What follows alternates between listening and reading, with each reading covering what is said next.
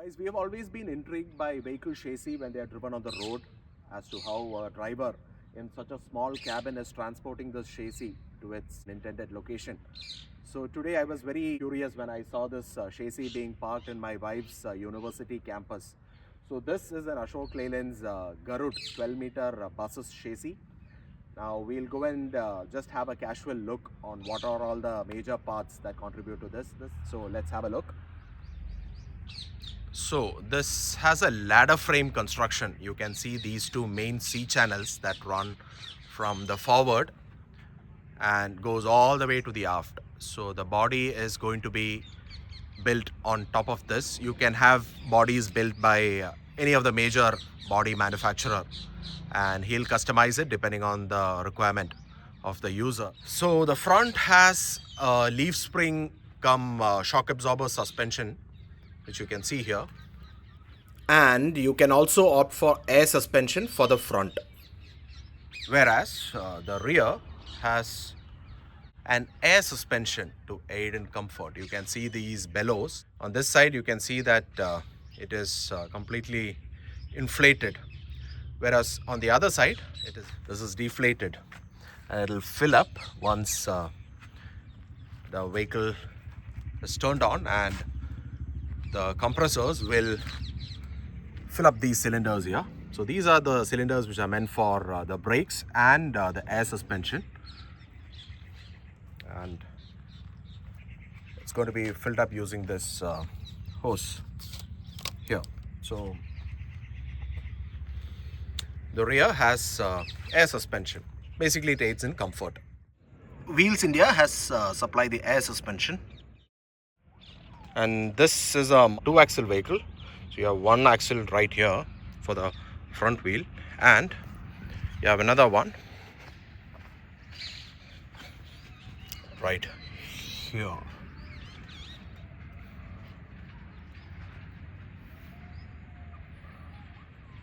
Now if you look at the tires, they all have the same specifications. These are 22.5-inch tires supplied by MRF, and these are the same tires that they are using on the rear as well.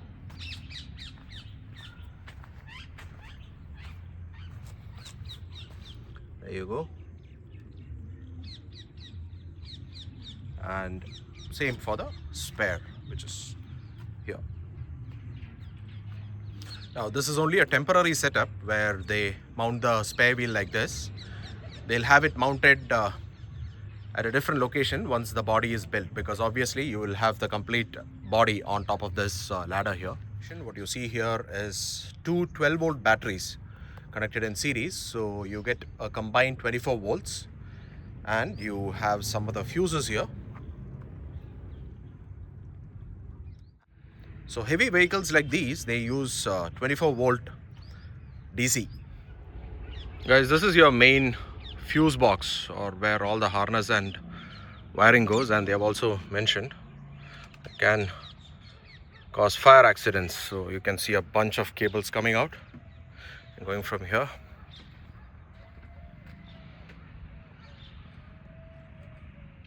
So here is a tally plate riveted on the frame that gives the vehicle identification number, weight details, axle loads, etc.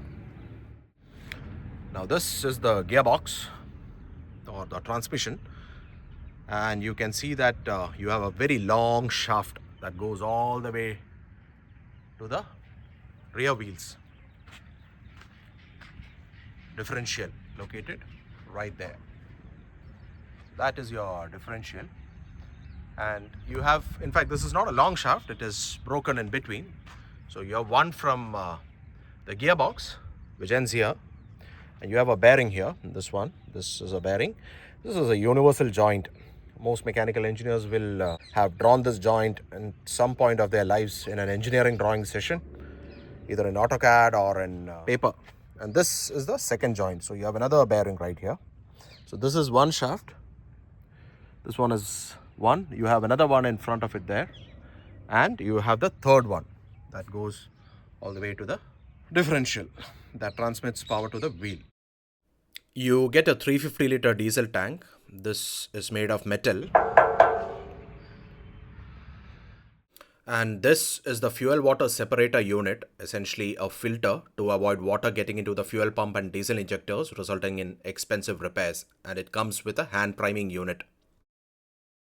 Guys, when you come to the front of the vehicle, some familiar components if you look at from a car perspective. Now this is a front engined chassis, so that is your radiator, and the one in front of it is the large intercooler. So if you see this one, this part is a radiator and this is your intercooler for your turbocharger system. And there you go, you have your reservoir for your coolant. And this one is your power steering fluid container supplied by ZF Rane, based out of Chennai. And here you can see spring loaded hoses like bellows, so it doesn't transmit all the vibrations to the container here. So this is exactly flexible, so you have that which is connected to your pipes here. Now this is exactly what you thought it was, this green pull out kind of thing. It's a dipstick for your engine oil. If you pull it out, you can understand how much of engine oil is left and the level. So this is similar to what you have in your car, except it runs all the way to your engine. And here you can see some of the connectors which are actually going to be connected, so they have it marked here. For instance, so this one's for the headlamp unit. You can see the headlamp, so neatly laid out cabling. And similarly, if you come to this side also, you have the air intake for your turbocharger. It goes through a large air filter box here. This is your air filter box, and this is the intake with a small grid in the front to remove all the debris.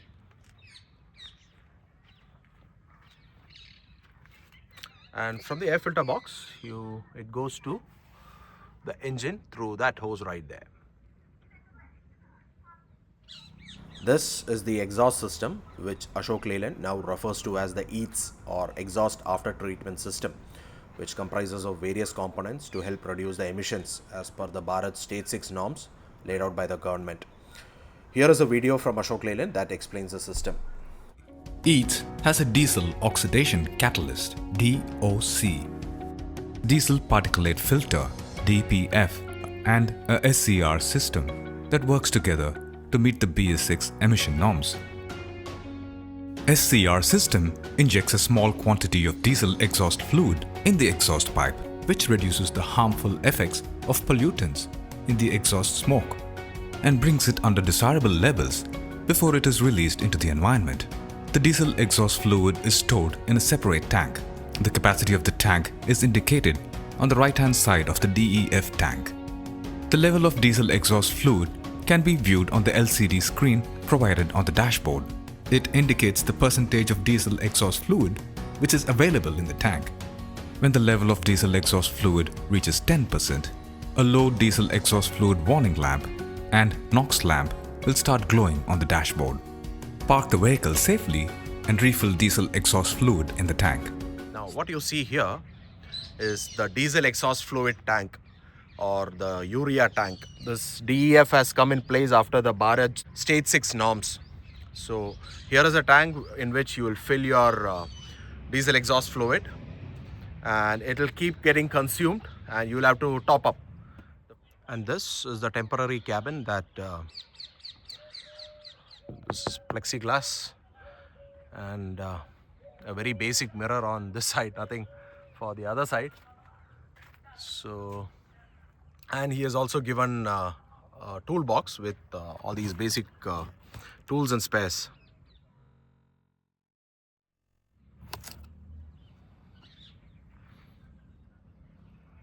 This is the integrated pedal unit, which provides better ergonomics with less pedal effort and travel for the driver. Ashok Leyland claims the pedals are positioned optimally for long distance drives without inducing driver fatigue. This is your brake release for the air brakes.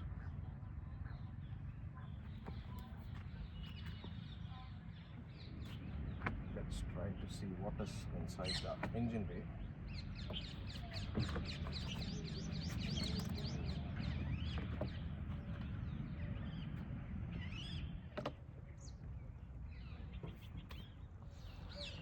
Guys, now we open the engine bay. So this is their 6-cylinder engine. You can see the injectors for the fuel injectors for 6 cylinders here. The common rail. This is your common rail system. This is your engine oil inlet cap.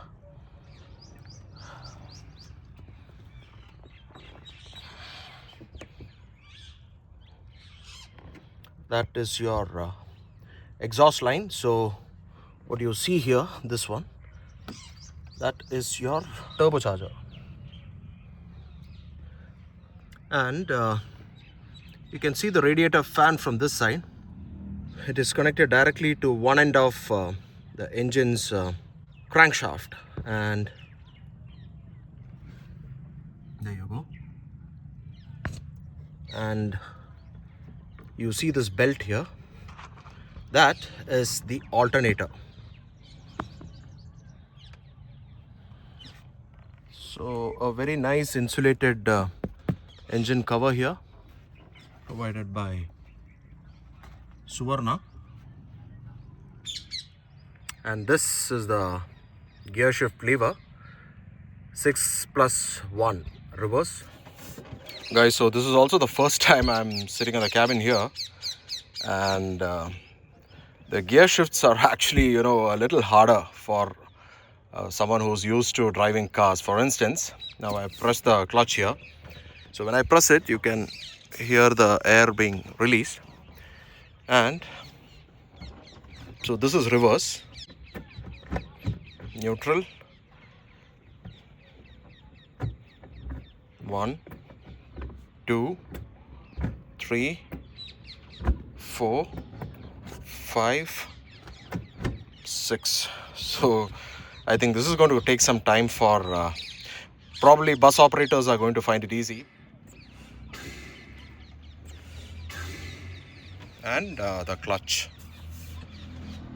But really, it feels good to sit above this position and get a commanding view of, what's there, and it feels really good. Here is a cluster with the lights turned on. The digital MFD has a yellow backlight, and this image explains the various warning lights on the cluster.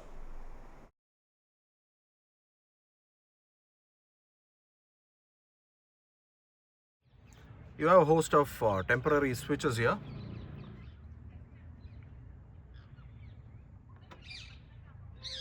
And you have the OBD port here. Once the entire body is rebuilt, the driver will have access to all these controls at a better location. These are your wheel chokes that are meant to hold the wheels in place. At the rear, you have the temporary lights for the hazards, reverse, and the tail lamp and the brake lamp. Very unique experience, guys. I could not have had a better opportunity at trying out the chassis of bus. And I hope you found this video useful. So bye, and I'll see you in another video. Take care.